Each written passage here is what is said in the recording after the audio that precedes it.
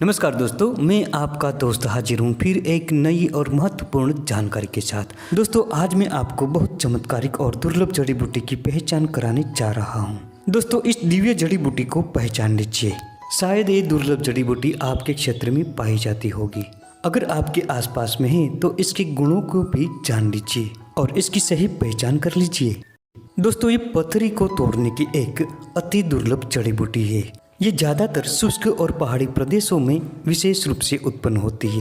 ये दक्षिण भारत, महाराष्ट्र और गुजरात में कुछ हिस्सों में पाई जाती है। ये एक शाकीय पौधा है। ये चुप जमीन पर फैलता है और सीधा तथा लंबा होता है। ये जमीन से 1 से 2 फीट लंबा और सीधा बढ़ता है।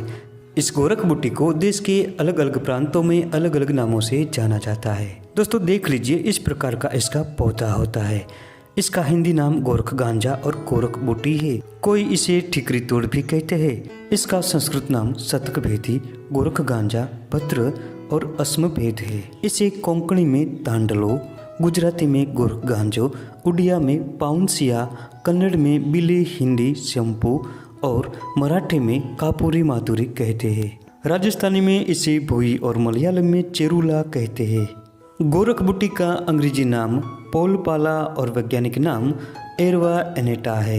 दोस्तों आपके क्षेत्र में इस बूटी को किस नाम से जानते हैं ये कमेंट्स में जरूर बताएं। दोस्तों आयुर्वेद में इसके गुणों की बहुत सराहना की गई है। इसके गुणों की हम बात करें तो ये तीक्त, कसेला, गर्म प्रकृति का और पचने में हल्का होता है।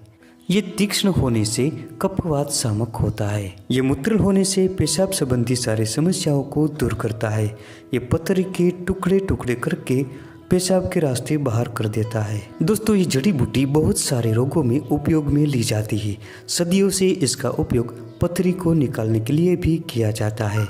पथरी को दूर करने के इसके विशेष गुणों की वजह से कई इलाकों में इसे पाषाण भेद भी कहा जाता है। तो दोस्तों आइए जानते हैं इसका उपयोग हम किस प्रकार से कर सकते हैं। दोस्तों पेशाब संबंधी किसी भी प्रकार की समस्या हो, चाहे पेशाब रुक रुक कर आता हो या पथरी की समस्या हो, गोरख बूटी के इस पूरे पौधे को उखाड़ लीजिए और इसे साफ करके काढ़ा बनाएं और 15 से 20 मिली की मात्रा में रोजाना पिलाएं। अगर ये ताज़ा मिल जाता है तो इसके ताजे पत्तों का रस निकालें और 5 से 10 मिली की मात्रा में पिलाएं। इस प्रयोग से पेशाब की जलन दूर होती है, पेशाब की रुकावट मिटती है और पथरी में बहुत लाभ होता है। दोस्तों अगर किसी को पथरी की बीमारी है, पथरी हो गई है, तो इस गोरख गंजा के मूल को लाए और इसे पानी में उबालकर 15 से 20 मिली की मात्रा में रोजाना क्वाथ बनाकर पिलाए। दोस्तों इसके 1 सप्ताह के प्रयोग से पथरी टूटकर पेशाब के रास्ते बाहर निकल जाती है। दोस्तों आइए जानते हैं अब इसके अगले प्रयोग के बारे में। अगर किसी को दस्त हो गया हो, हैजा हो गया हो या प्रवाही का हो तो इस गोरख गांजा के पंचाक को पानी में उबालकर पिलाए। अगर ये ताज़ा मिल जाता है तो इसके पत्तों का रस निकालकर पिला दीजिए।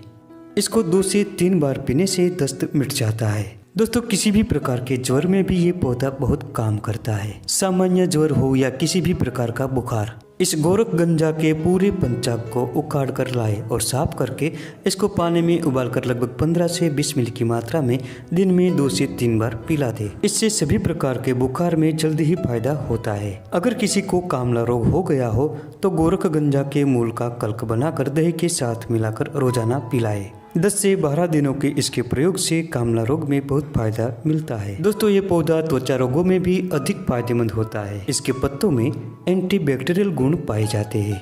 तो दोस्तों ये थी आज की महत्वपूर्ण जानकारी। वीडियो पसंद आने पर लाइक करें, शेयर करें और चैनल को सब्सक्राइब जरूर करें। मिलते हैं अगली वीडियो में फिर एक नई जानकारी के साथ।